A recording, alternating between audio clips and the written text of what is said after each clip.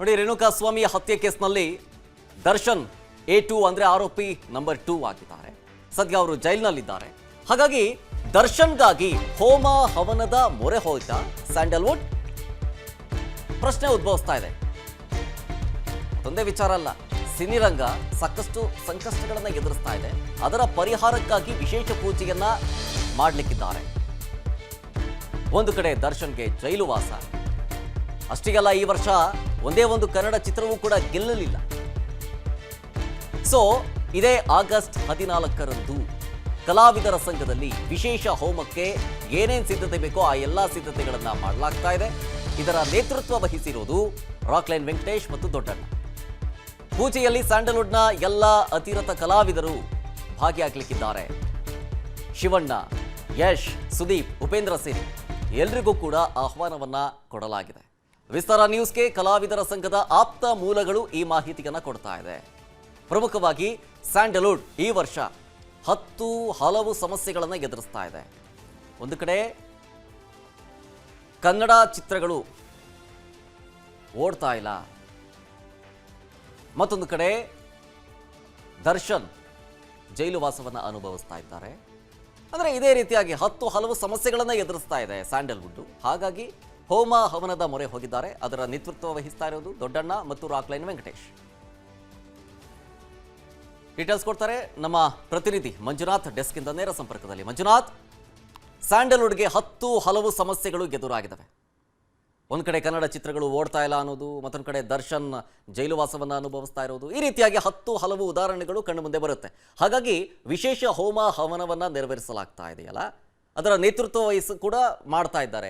ಪ್ರಮುಖವಾಗಿ ಯಾರಿಗೆಲ್ಲ ಇನ್ವಿಟೇಷನ್ ಹೋಗಿದೆ, ಯಾರ್ಯಾರು ಬರ್ತಾರೆ, ಜೊತೆಗೆ ಆ ಹೋಮದ ಮಹತ್ವ ಎಂಥದ್ದು ಅನ್ನೋದೇನಾದರೂ ಡೀಟೇಲ್ಸ್ ಸಿಗ್ತಾ ಇದೆಯಾ? ಖಂಡಿತವಾಗ್ಲೂ ಶರತ್, ನೀವು ಹೇಳಿದ್ರು ಹಾಗೆಯೇ 2024 ಶುರುವಾದಾಗಿನಿಂದ ಸ್ಯಾಂಡಲ್ವುಡ್ ಬ್ಯಾಕ್ ಟು ಬ್ಯಾಕ್ ಸಂಕಷ್ಟಗಳನ್ನು ಎದುರಿಸ್ತಾ ಇದೆ. ಒಂದು ಕಡೆ ಜೈಲು ಪಾಲಾಗಿರುವಂತಹ ದರ್ಶನ್ ಕೇಸ್ ಆಗಿರ್ಬೋದು, ಇನ್ನೊಂದು ಕಡೆ ಥಿಯೇಟರ್ನ ಕೊರತೆ, ಅದರ ಜೊತೆಗೆ ಥಿಯೇಟರ್ಗೆ ಬಂದಿರುವಂತಹ ಸಣ್ಣ ಪುಟ್ಟ ಸಿನಿಮಾಗಳು ಯಾವುದೇ ರೀತಿಯಾದಂತಹ ಒಂದು ಅಭಿಮಾನಿಗಳ ಕಡೆಯಿಂದ ಆಗಿರ್ಬೋದು, ಸ್ಯಾಂಡಲ್ವುಡ್ ಸಿನಿ ಪ್ರೇಕ್ಷಕರ ಕಡೆಯಿಂದ ಆಗಿರ್ಬೋದು ರೆಸ್ಪಾನ್ಸ್ ಪಡೆದುಕೊಳ್ಳದೆ ಥಿಯೇಟರ್ ಅಂಗಳದಲ್ಲಿ ಮುಗಿಸಿರುವಂಥದ್ದು.